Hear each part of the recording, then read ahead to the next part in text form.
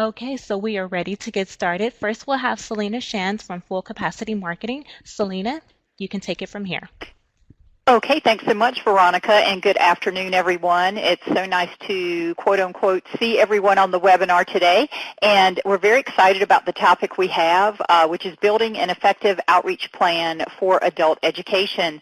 I'm joined here today by Dr. Christine Bosworth, the CEO and co-founder of Business U, and I've asked Dr. B to come online because she's so great at chatting with folks during the webinar, and also to have her tell us a little bit about the next webinar on the 15th, and actually Business U is going to be doing that one, which is targeting employers. Today we're going to be looking at outreach plans for the adult educator. And this is really the first in many webinars that we'll be doing and posting up on the AEBG website.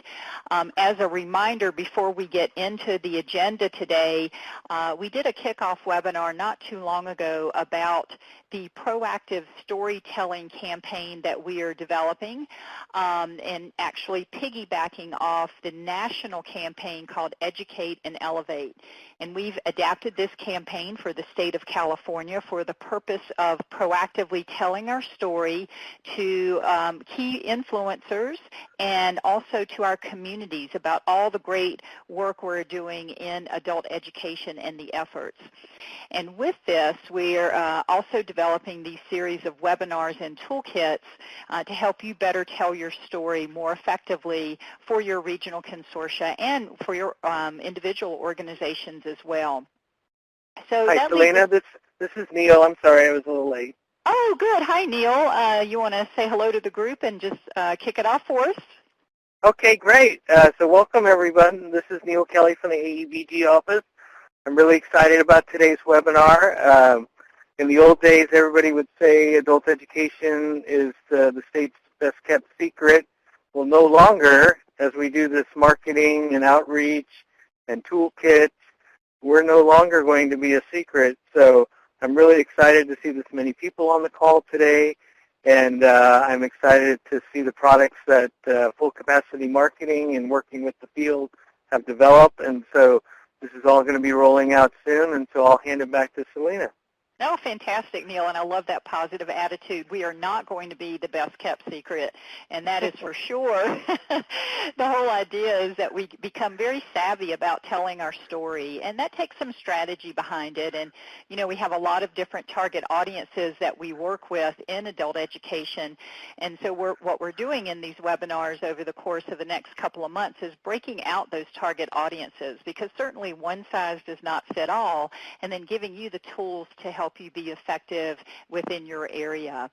So today we're going to talk about all the different adult education target audiences and the 30,000-foot view of what is a blueprint for a proactive outreach plan, so that you can take that blueprint and make it your own within your areas. And with that, we'll be sharing several case studies. Also talk about our campaign toolkit materials that will also support you for this storytelling effort. And then, of course, Dr. B will talk about the next webinar, which is around employer engagement. So now, just to sort of set the stage, you know, when you talk about an outreach plan, what is an outreach plan? And an outreach plan, it contains strategies to get the right message to the right audience through the right medium. And when you think about it, it can't really be a one-size-fits-all. The message to adult learners versus an employer message versus a policymaker is going to be very different, as is the communication mediums that they use. So, Veronica, if you could pull up the first poll, we're just going to sort of get kind of a baseline here on if your organization has a proactive, you know, outreach plan. If you have one, maybe you don't have one, or you have one that's in development. And then no vote, I'm assuming you're still learning about it. How's that? So again, this is really important because there are measures that we want to attach to the proactive outreach plan, and we'll get into those today. Those are different, of course, than what you report in for your performance metrics with AEBG. but your communications plan or your proactive outreach plan, however you want to frame it, will also have metrics behind it. So we want to make sure that whatever you are developing, you know how to track it and you can tweak it out, because it's certainly not one size fits all, nor is it a one and done where you create a plan and then it's actually finalized. So this looks like it's great timing for you, because the majority of you, about 73%, looks like you have one that's in development. So this webinar will certainly help you shape it. About 21% do not have it, and probably that's because you are wearing many different hats, and then about 10% do have one. Okay, great. Let's go to the next poll question. Go ahead and end that one, and let's bring up the next one. And this will apply for those of you who clicked, it's in development or you have one.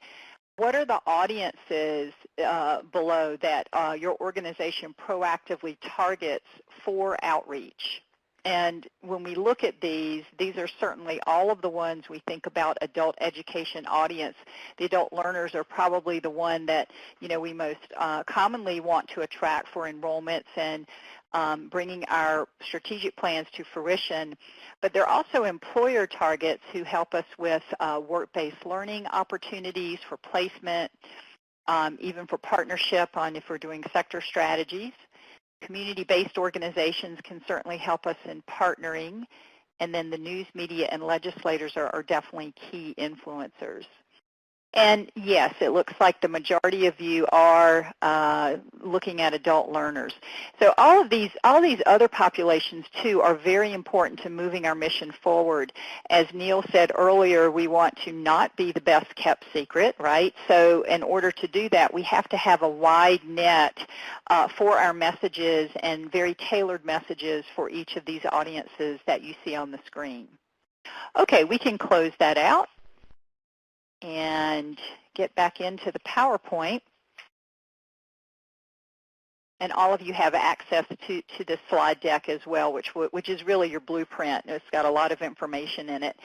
So here's just a grid of the the different target audiences. So let's look now at the outreach plan, the blueprint, if you will.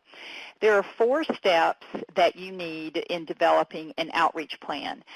So one is know your market. That is, depending on if you're looking at adult education or employers or any of the ones we just talked about, you need to understand them from an objective data positioning. And so we'll talk about the types of data that you need to build an outreach plan. From the data is where you're going to develop and test tailored messages to make sure that they resonate with your audiences. I don't know if you know this fun fact, but research tells us that we see on average about 3,000 messages every single day when you take into account the billboards that you see on the freeway, the pop-up ads, television, radio, etc. 3,000. And so building a message that is tailored for your audience is critical, because you have to cut through the noise. And we certainly have a lot of noise out there. It's becoming more noisier, especially with social media. So how do you really develop the right message?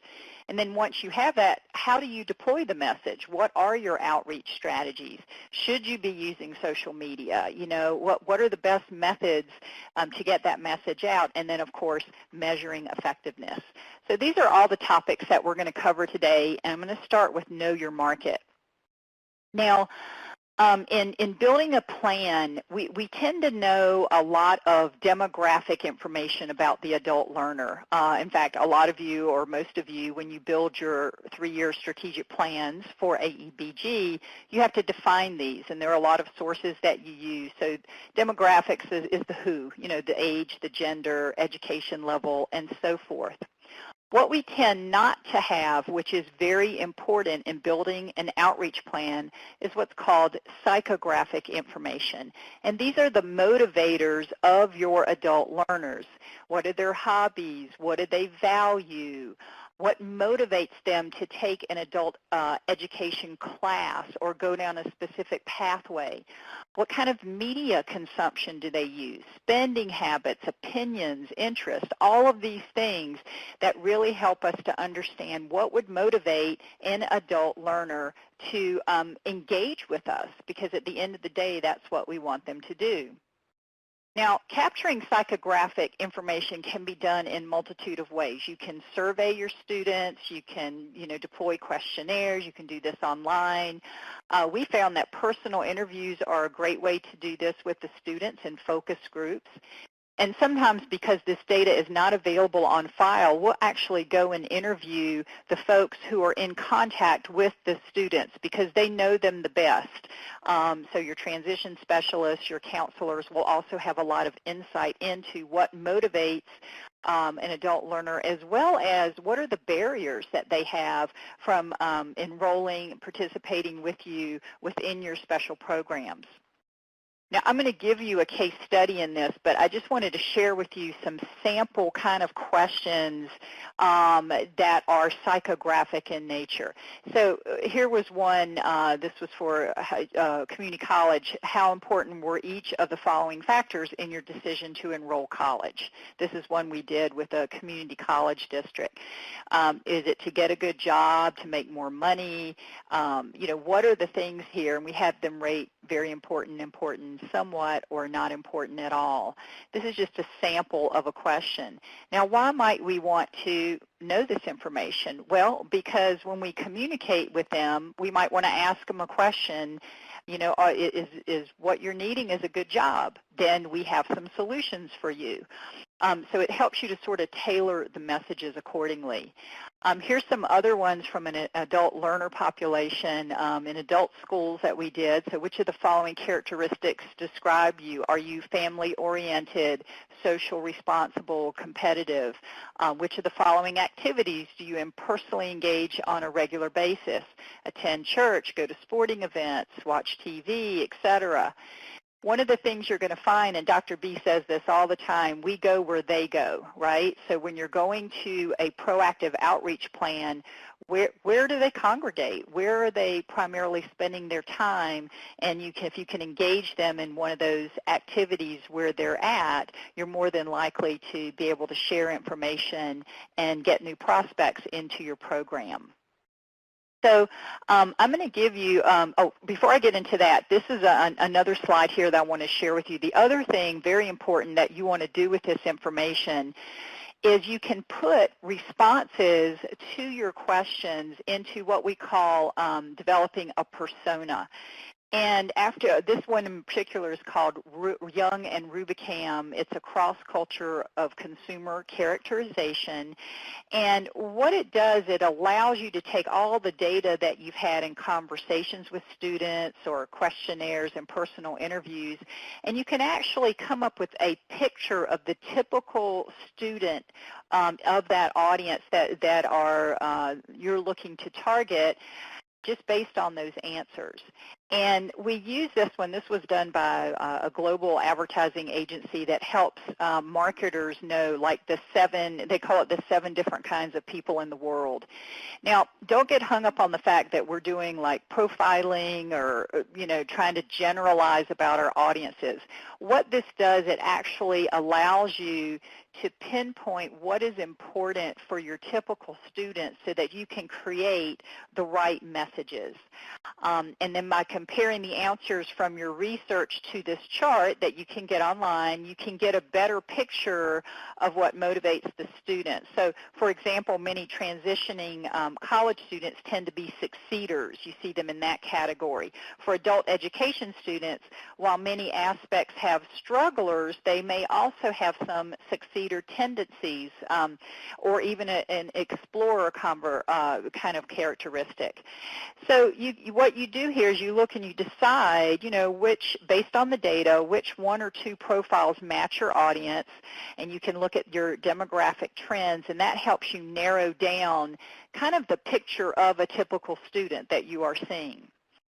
Now, why is this important? I'm going to give you a case study here, and I want to have a shout out to our friends at the South Bay Consortium for Adult Education. This is a snapshot of their website, and they actually went through this process in gathering student data and moving forward in building a tailored outreach plan. And so I want to share a little bit about why they did this. You know, and most of you are sort of in this boat where you've developed your 3-year strategic plan, and most of your websites, when we look at that, has a lot of great information for your internal stakeholders that you're working with. It contains your plans and your minutes and who your community partners are, and a lot of planning information. And South Bay said, you know, we really can't send our students to this site and to get them excited about it. Most of them don't even know what a consortium is, nor do they even care about that. It's not something that really motivates them. So what they did is go through a lot of different surveys about their students, interviews with the transition specialist, and found that their target segment have characteristics of a typical struggler in that grid that I just shared with you, and also elements of a succeeder. So what happens then is that because they have these blended characteristics, there may be these feelings of inadequacy with the students, either language related or cognitive or both, or sometimes being overwhelmed or intimidated by the application and enrollment process when we looked at all the touch points going, you know, we had with an adult learner. But they're also goal-oriented and value security. They have a strong work ethic and better organizational skills. So we found that their typical student was a struggler moving maybe into a succeeder role. And so with that information then, we boiled it down and said, well, what really matters? Remember, when you're looking at data, it's not just the demographic, but the motivators. What really matters to a struggler going into a succeeder, kind of both of those characteristics? And what the data shows from that Rubicam chart that we shared is that these market segments will seek out organizations that are caring and protective, and they also want to be supported. So those are 3 really strong characteristics of an organization that they would be attracted to. And then also we said, however, it may be challenging to keep their focus on an end goal. The role of their transition specialists and their counselors and anybody that really interacts with students become extremely important for these market segments because these are the 3 things that they care the most. Now, what do you do with all that information? So again, we said earlier that, you know, South Bay didn't want to drive people to their consortium name because that doesn't really mean anything for adult learners. So given this what was important for their target audiences, and by the way, their target audiences span not only English speaking, but Spanish speaking, Vietnamese, and Mandarin in their particular demographic area. They came up with 4 sort of key message points that embodied care, trust, support, and all of that, which you see on the screen here. So Care South Bay opens doors for you no matter where you are in your life's journey. They felt that was really important because so many adult learners come in at different points. It's not a linear path, and they wanted to get that point across to them. Another option was Open Doors, helps you find the right path that leads to your personal and career success. Some of the adult learners just wanted to be able to help their kids better with homework, right? So, and others wanted to go into career education. So it's kind of a broader message there. Here's a third option with Trust Point, Adult Education. Our caring team is here to help open any door you want. And then lastly, True Path supports you in your educational journey no matter where your goals are. So those messages were tested. It was very interesting because the team had landed on an option, and then we said we really need to go out and see what all these market segments and all these different demographics think about these messages, which would resonate with them the most to take action. So there was a short survey that was developed for online and in the classroom and spread out across their demographics between English, Spanish, Vietnamese, Mandarin, not only current students but prospective students as well. And it was very interesting because the one that everyone landed on was open doors. That one resonated across all market segments. But we didn't know that until we had the information. So what you see here now is the beginning of South Bay's web portal that you will go into, and it's directed into students. So they shifted their mission statement slightly, and it says our school district and community college members offer a caring and supportive environment for students on every step of their educational journey. Why did they change that? Because that's what resonated with their target audience. So you can see, and by the way, this is a mock-up of the site. That's not, it's in development, but the different, when you rotate the murals, it says we care, we support, we open doors. So everything on this is built to support the students. And it's a very different concept than pushing them to the consortium website, if you will. You can see a lot of work goes into developing a message. It's not, I wouldn't say a lot of work, but a lot of strategy goes into it. South Bay could have just sat in a room and thought of, well, this is what we think is going to resonate with the target audience.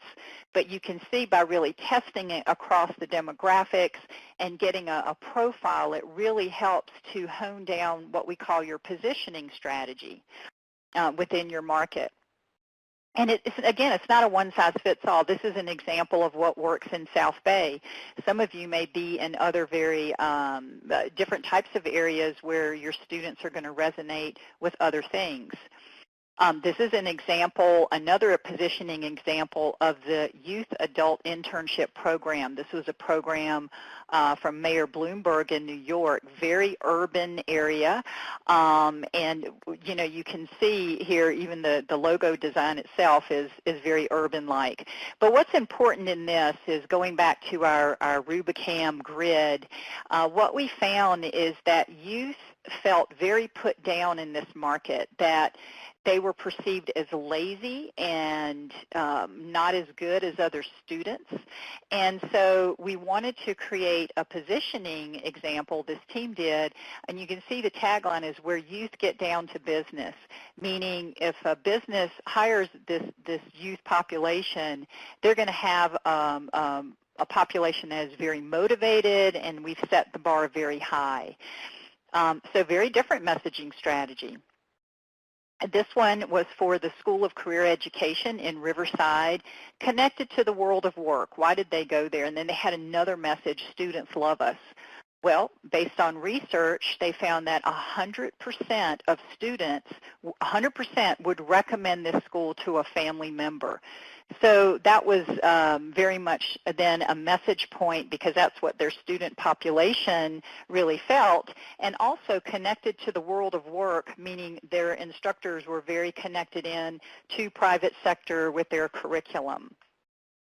So hopefully that gives you some examples of, and we can pull this poll up, Veronica, as I'm taking a breath here, and just talk about, have you guys, now that we've talked about all of that, data and how important it is to have both sides, both the motivating parts in psychographic and demographic data. What data do you have on file to help you better understand your adult learners? And I would think that demographic data is going to probably pull very high here, because all of you have to have that for your annual plans and your 3-year strategic plans, and it's something that's very common. So we'll give it just a few minutes here. We're sort of rolling through this. And once we get a handle on it, this is something we can probably help develop some templates and things for you all if you're missing some of these data points. Okay, and you can close the survey out, and it's true, about almost 70% of you have demographic data, but less so on the customer surveys as well as the customer focus groups. So that's something to look at, especially since many of you have this in development in terms of your plan, and about 10% of you said you had the plans. One of the things we recommend is to go back and look and say, okay, how did I come to the strategy of how I'm going to outreach to my adult learners? Is it something that I think is important, or is it something that the adult student thinks it's important? So maybe some of the things you guys can think about is upon intake, when you have say you're intaking a student, those are times to ask them questions, motivator questions, such as, how do you get your information? How would you like to get your information? What media do you consume? You can add psychographic questions in your intake form and just capture them, right, as a starting place. You can also go ahead and do some customer surveys and focus groups and things like that to get the data as a starting point using this blueprint and the Rubicam guidelines. So I'm going to stop there. Are there any questions on the data piece? Hopefully we've given you some food for thought on it's not just about demographic data. You really have to understand what motivates your adult learners to take action with you, as well as what are the barriers so you can help them overcome them. So, Selena, this is Christine. What I find interesting with the data that you are bringing up, if I was sitting in the audience as I am right now, I'm thinking, okay, well, I have a lot of students, that are going through our programs. It's a great opportunity. Don't wait for that intake, right? When that next opportunity arises, you already have those individuals currently in the population that you're serving, that you can collect this data. So you can think through the future for strategy in this outreach plan. That's such a great point, Dr. B, and you're right. When South Bay, when they went through and did their survey to test out their names as an example, they tested it out right there in the class, in focus groups and things like that. So you're in constant contact, really, with your student population. It's not doing anything additional. It's just how are you communicating with them, and what data are you collecting to help inform your outreach plan. And so taking that step would be really, really a great step, next step for these guys. Okay, so Alan asked a question. What is South Bay trying to accomplish? How are they tracking and measuring? Okay, Alan, we're going to put a pin in the tracking and measuring point. And what this is they're trying to engage adult learners to enroll in their programs. And they acknowledge that just having a consortium website with a lot of meetings and minutes and all of that probably isn't the right message to get across. And so, what is the right message to get to students, and how can we recruit them into the programs? So obviously one of the things we're going to be tracking is enrollments into their program, as well as where those students came from, the new students. Does your answer mean to increase enrollment? Absolutely. That is one of the key things, is to increase enrollment in specific classes, in specific areas that may not be performing, or, so it's looking at all of that. Great question, Alan. Thank you. So once that takes place, then you want to look at, okay, you have the data, and you have now created message points. In South Bay's, it's going to be about opening doors, right? In New York, in that market, it was about where youth get down to business. Every market is a little bit different. That's why one size doesn't fit all. But when you have the messages, how do you now deploy the messages? What medium should you use? So here are some questions that we put in your blueprint to think about as you're developing the plan. Where do your target audiences congregate? So much of our work, especially with immigrants, those that do not speak English, they're out in the community in different places. Do they congregate in churches? Are they congregating at other partners within your community, some of their services, maybe wraparound services, those types of partners? And there's where you can actually go and meet them where they're at. So think about that when you're developing your plan. Where do they congregate, and how might I work with my partners to proactively deploy the messages, get messaging materials to them.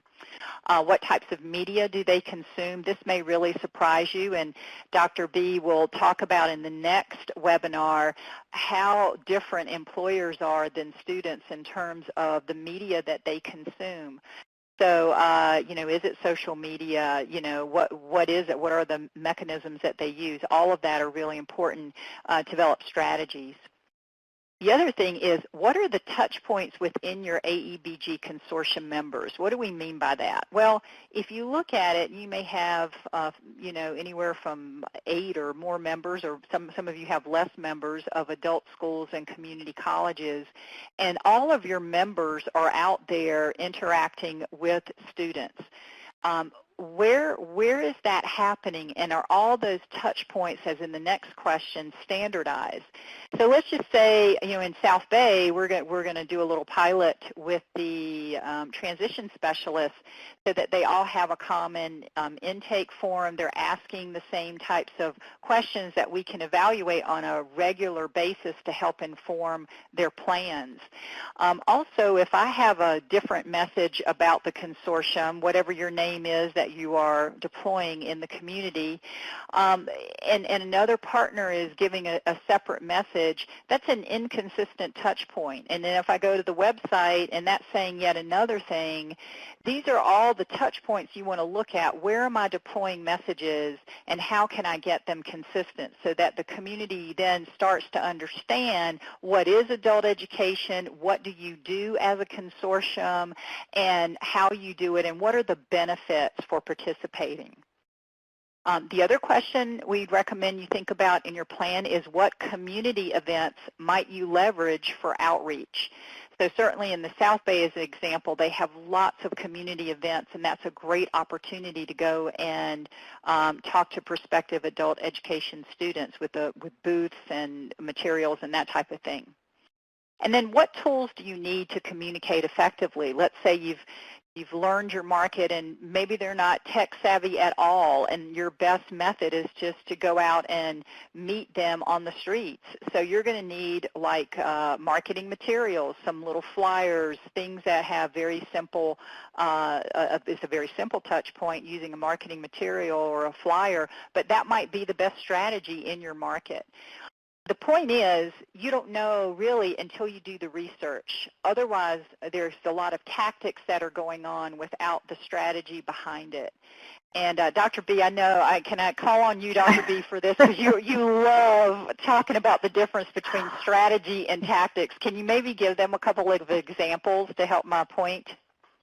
I think you were reading my mind there, because when I, listening, and I love this list, but when I look at what community events might you leverage for outreach, that's fantastic. But that's really tactical. That's a tactic. That's the actual, what is the action you're taking? All of that could fall short. Your intentions could be good. You could spend all this time trying to go out there, but unless you have strategy, right? What is the strategy, the what and the why you're doing this particular tactic? Then you're able to measure your outcomes, right? Because you can attach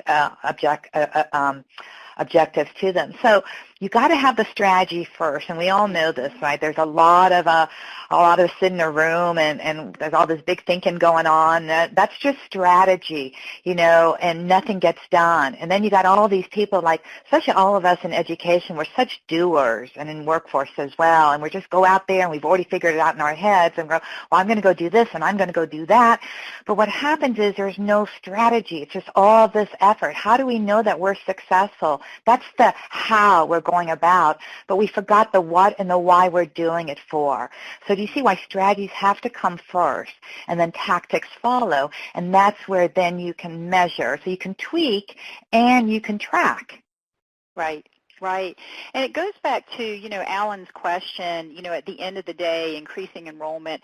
Any outreach plan that you're doing and developing for no matter what target audience, what you're trying to do is attract new students or retain the students that you have in your program and help them move to different points, and those are also two different strategies. But in an outreach plan, it is to, I would say, garner more penetration in the market. So just like Coca-Cola, you know, they bring a product to market, right? They want people to be aware of their brand. They want people to understand the product, to value it, so they'll buy more Coke, right? Well, in our world, our strategies are still built around the same premise. We want people to be aware of our organization, and I think that's where AEBG consortia really have to think through, well, what is the brand that you're out there promoting? If it's all the different individual members and they're not having a cohesive brand or message out there that's going to resonate with the target audiences, are you going to get more prospective adult learners into your program? And the answer is you may, but it's going to be dependent on how your individual members are going out there and communicating. So there's awareness. You want people to understand adult education. It's a lot more than literacy, what you're doing in AEBG, right? So how do you bring that awareness? Do they value it to the point they will engage with you as a customer? So all of these things are what you're trying to do in an outreach plan. And these are some of the things to think about as you're sort of rolling through it. And I see Alan's typing again, so hopefully he'll have another comment here as we're going through. Dr. B, anything else to add to that while Alan's typing? And I'm going to move forward to the next one. No, but I think you said the key word that we're going to cover on next Friday's webinar, and that's the value. What is that value so they can continue for whatever reason, and from whom's perspective, right? What perspective do we see that value? And we got to be able to separate that intellectually. Well, that's so true, and I think about like I'll go back to that slide where we were asking some psychographic questions, and it'd be really kind of it's an interesting whole deal around let's say one of my barriers is or one of my motivators is I want to get a good job. Let's just say that's it. Then I'm definitely going to be talking about that in my messaging about how AEBG or how my brand or how adult education can help solve that pain point for that customer. And you do just a great job on this, Dr. B, so we will dive into the difference between benefits and features as well. Great. So Alan writes, if Sacramento were to focus on branding AEBG, it could be a valuable tool for the field, kind of like a good housekeeping seal. Well, those are some great ideas, Alan, and in fact, the screenshot that I shared with you on our storytelling website is the start of branding our adult education community. So, and I think having a good housekeeping seal, right now we're just saying, we're a proud partner of all of these different organizations that comprise AEBG, because when we go to communicate the totality of our work, that's where it's really powerful. So I think they are starting that, or we are starting that through the Educate and Elevate campaign throughout. But great job on the interaction. Thank you so much. Now, no matter what your strategies are, I wanted to leave you all with three sort of key, very important points that we have found constant across the adult education market across the nation. One is when you conduct your outreach, you've got to think about removing key barriers to engagement and keeping it simple for this target audience. And what I mean by that, this is a great example. You guys have seen one of these charts. This is a career pathway that is being mapped out that makes our eyes cross, right? And you guys have mapped these out within your whole process in designing your plans. But if you give this to a student and say, okay, now this is your pathway, they can't really follow this, can they? Now another consortia that we'll shout out today is College of Sequoias, and they developed a career pathway tool online that is very simple kind of click, and it's mobile friendly. So starts out, do you have a high school diploma or high school equivalent? And it takes you on different branches like, yes, I do, and then what you're interested in, or no, it's just very kind of like a one-click, and here's your next step. So whatever communication you do, you cannot expect a student to follow something like this and what we do in our strategy and our planning sessions around that are programmatic. They would never be able to follow this. So how are you going to keep it simple for them? You also want to think about mobile because, especially in this market, you've got to have, mobile friendly. If it's going to be electronic, everything has to be shown up on their phone. The other, number 2, is communicate benefits and not features. And again, Dr. B is going to get into this a lot in the next webinar. And tell stories, which is exactly why in this campaign that we're doing in Educate and Elevate that is going to help tell our collective story, it's such an important feature. Now, I'm going to go back to South Bay for just a moment because another strategy that they are deploying that's going to help build their Open Doors brand in their market is the whole concept. Remember, their market is very they resonate with organizations that are there to help them, support them, that are caring and supportive. Well, one of the best assets they have are all of their members and their transition specialists and counselors that work with the students. So we're actually going to feature them on this website, and we've asked each of them to share a quote about why they love working with adult learners. And they have come up with some fabulous quotes. So it's inviting, it's not threatening, it's an open environment, come in at any door. They have actually their strategic plan is no wrong door. So their brand is, going into open doors. So that's an asset that they're going to utilize. Now, in the campaign, we've created this for you all to tell your stories because, again, this campaign is about collective storytelling. So if you go to this link, which is at AEBG Practices with Promise, you're going to see ways to submit your different success stories.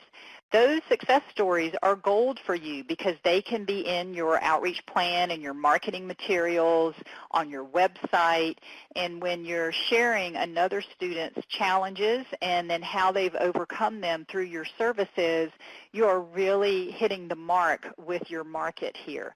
So we have that, and again, we'd encourage you to utilize that. All of those stories are going to be on that Educate and Elevate website. And Veronica has given you the link there in the chat, so thank you for that. And this one's pretty obvious. Speak the language of the customer. Even on your website or any kind of communication tools that you are doing, you want to have visuals and everything that represent your target audience, and also that the message resonates with them within their particular language. So I leave you those kind of 3 overarching, strategies for you when you're thinking about your outreach plan. Now, this is a good question. Alan had asked it earlier about measuring effectiveness. When you measure effectiveness from a communication standpoint, you're sorting for a couple of things. One is, how did you hear about us? So that's something that you want to be collecting data on all the time because your outreach plan is going to shift. Again, it's not a one and done. The market may change. You may be getting a lot of new students incoming through community events, or maybe it's word of mouth. So you want to pay attention to those and put your efforts where you're getting the most return on investment. The other thing is conversion rates. How many of those that are coming through your doors that you have outreach to that are converting into enrollments? And why are the ones that are not converting into enrollments? What are the challenges there? That would be an issue I would bring up in team meetings when you're looking at the effectiveness of your outreach plan. The other question, which is always great to ask, is what is adult education? What do you think it is? Or if you have a brand out there that you're promoting, what do you think we do? You know, what's your take on what we do here at our school? They may come up with all types of things, and that lets you know you're going to probably, if they're missing the mark on things, it's your opportunity to clarify and also look at your other larger marketing messages. Okay. So what have we done today? We've given you a roadmap. Many of you are looking at, you know, some of you have plans, some of you don't have plans. Do you have all of these 4 elements within your plan? Do you know your market? And I'm not talking just from a demographic standpoint, but also the psychographics as well. What motivates them? What are their barriers? You may also, just as an aside, in those barriers, uncover some things that you have to do from an operational perspective, not just a communications perspective as well. And that's all great because we want to continually improve. Develop and test tailored messages. So once you have that data and you have developed a profile of your typical student, you know, what are the tailored messages? And then make sure you're testing them with students to make sure they resonate. Identifying your outreach strategies and then tying effectiveness measures into them. And Alan had one more. You might mention the quality of enrollments. So for sure, you know, you want to take a look at where they're coming from, you know, anything that's important for your program and your strategic plan, you're going to want to measure. You know, think of this, think of your outreach plan as an extension of your strategic plan. You've all developed these initiatives, these strategies and goals, right? Look at that plan and say, okay, who are the target audiences that I need to engage to bring this plan to fruition? And then developing the outreach plan is going to help you bring those target audiences to the table, whether that's a partner, another partner you need to reach, or an adult learner or an employer. So this is sort of your roadmap here, if you will. Now, what are we developing from the campaign toolkit perspective that may help you? So we're going to develop a fact sheet on what is adult education based on some of the data we've gotten so that you can take that and use it. It'll be a fact sheet that you can use, put your logo on, deploy it out in the community, have it as a handout, those types of things. So that's going to be in your toolkit. Because most of you have I think all of you have websites, we're going to provide a byline for you that connects you to the Educate and Elevate California campaign. So kind of like what Alan was talking about, your good housekeeping seal, this is going to allow you to be a partner, if you will, in the Educate and Elevate California campaign as we roll that out, and how you link to that site and have it on your website as well. We'll also be developing some state infographics that you can put on your website or use as a handout. This tool is probably going to be more effective for your partner organizations, for employers, those types of things. We're trying to give you a mix of tools for different target audiences. And then, of course, success stories, you know, identifying them and promoting them through the AEBG Practice with Promise. So, Veronica, if we could pull up the next poll, knowing that that is what we're going to be developing, this is your opportunity to share with us what other items and tools would be helpful in developing a proactive outreach plan to target adult learners, specifically that target audience. Do you need more information on psychographic survey templates, maybe that you could use in your classroom to gather the motivators, behaviors? Maybe you need some kind of inventory guideline to help you evaluate those different touch points where you connect with adult learners among all your members. And so that you can, you know, make those more consistently. Maybe some best practices and methods for other getting success stories. And if you have other needs, please post, as Veronica's saying, post your responses to other here, because we really want to make sure when we develop this toolkit and are rolling out this campaign that it's the information that you need to be successful within your region and also within your own organization. Dr. B, do you see anything else up there that we may be missing in our list, just hearing what we've said today that might be helpful as a toolkit item?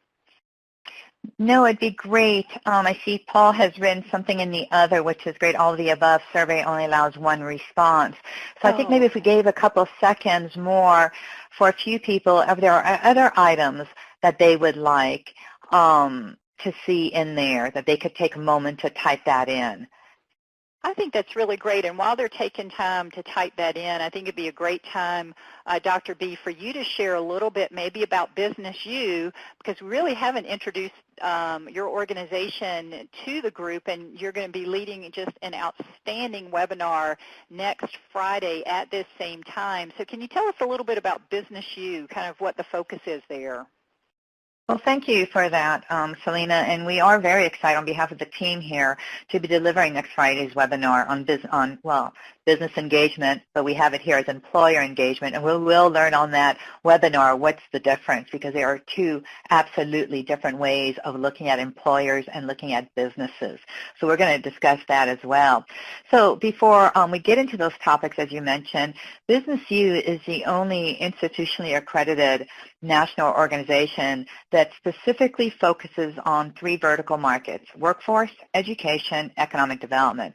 And it is through our professional development, technical assistance, and customer relationship management technology and tracking, et cetera, of outcomes, where we shift the cultural and operational mindset of public sector organizations. And this allows us then to more effectively engage business and industry in helping these public organizations solve the community issues. Now, this is fantastic because it results in measurable economic impact, as well as what we're all here for at the end of the day, and that is expanded opportunities for job seekers and adult learners. So that, in a nutshell, is Business U.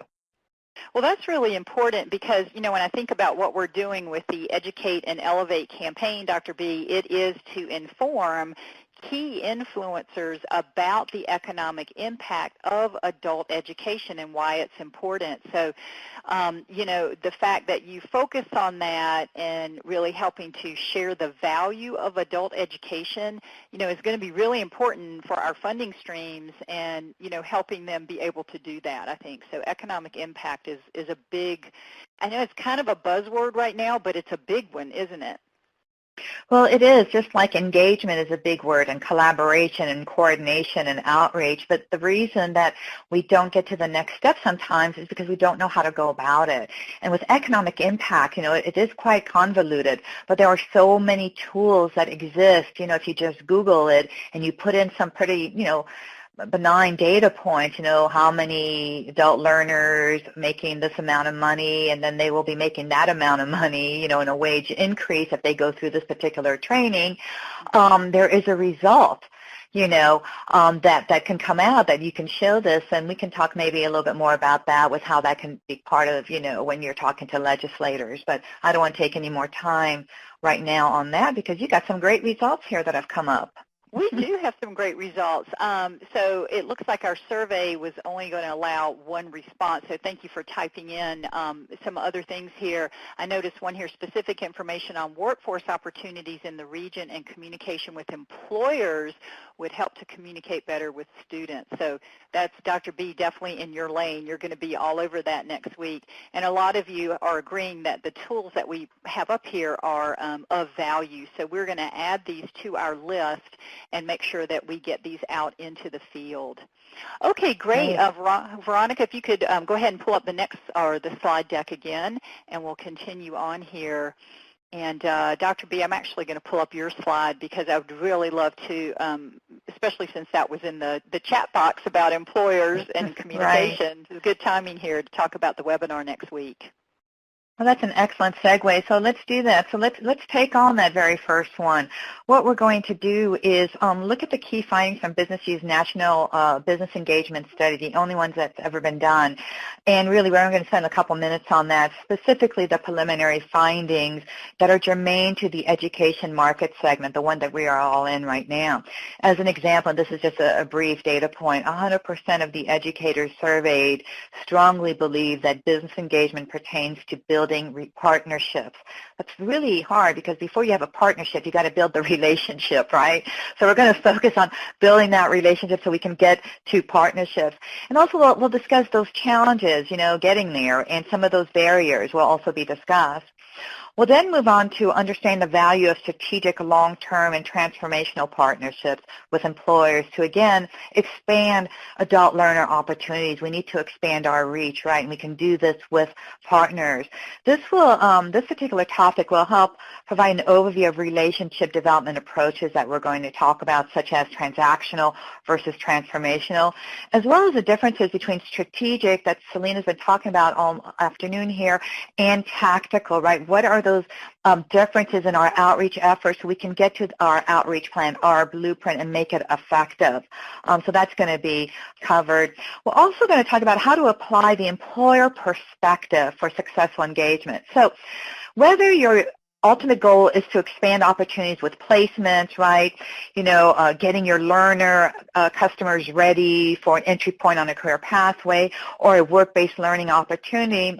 We all know this, that it benefits these students greatly when there are employer partnerships already established. So to achieve this, we must then engage business by articulating the value of the partnership from their perspective, not from the student's perspective, not from our perspective, right, people that are delivering whatever that is, but from the actual business perspective. And this has to happen during all interactions. So really, if I were to condense this one sentence, it would be is that we don't have to learn the language of business, and everyone's always telling us we have to learn the language of business. We have our own language, right, which is pretty convoluted and very hard for some of us with all the acronyms as well. But what we have to understand is the value. You understand the language of business by understanding what is a value to a business and how to communicate that value to them. And then voila, you have the language of business. We will talk about those features and benefits that Selena mentioned a little bit about. And at the end of the day, what we're going to do is we're going to provide you with a self-assessment of your own employer business engagement activities and behaviors. And many of you are not engaging with businesses or haven't gone that route yet because it's not that you don't want to, you just are not sure how to go about it or there's no time for it. So this blueprint or this assessment that we've developed at Business U will also really help you with your outreach plan. I was looking at a lot of the questions and they can help inform how you're going to go about your outreach. There's some really great strategies and tactics in that blueprint that we will share with you. So I do hope you can join us. We're excited about it. There will definitely be some aha moments with the introduction of different lenses you can wear when it comes to your business engagement efforts. So thank you, Selena, for this opportunity to talk a little bit about it. Sure, absolutely. Yeah, we're looking forward to that one.